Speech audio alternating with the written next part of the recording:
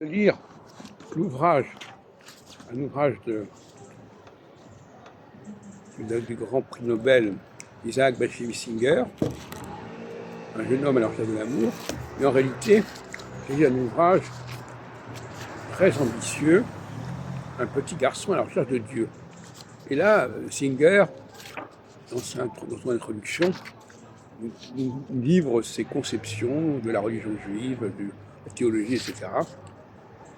Et malheureusement, j'en reviendrai dans un texte que je vais mettre en ligne par la suite, malheureusement, il en reste toujours à l'idée de l'opposition entre la nature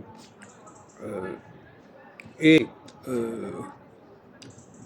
ce que l'humanité produit, et il ne comprend pas qu'entre la nature et ce que l'humanité produit, il y a la surnature. Il n'a pas compris ça.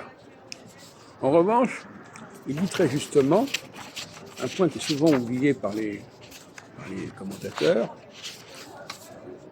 il dit très justement que dans la Genèse, il est bien dit que Dieu était à la fois masculin et féminin. Il n'est absolument pas dit que, et quand il dit ça, Adam aussi est masculin et féminin. Donc il n'y a aucun rapport avec le fait de la création de la femme ou de l'homme. C'est une plaisanterie.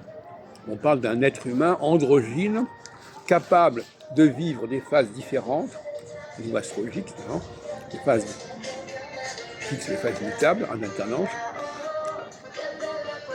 Et ça n'a rien à voir avec la création de l'homme et de la femme.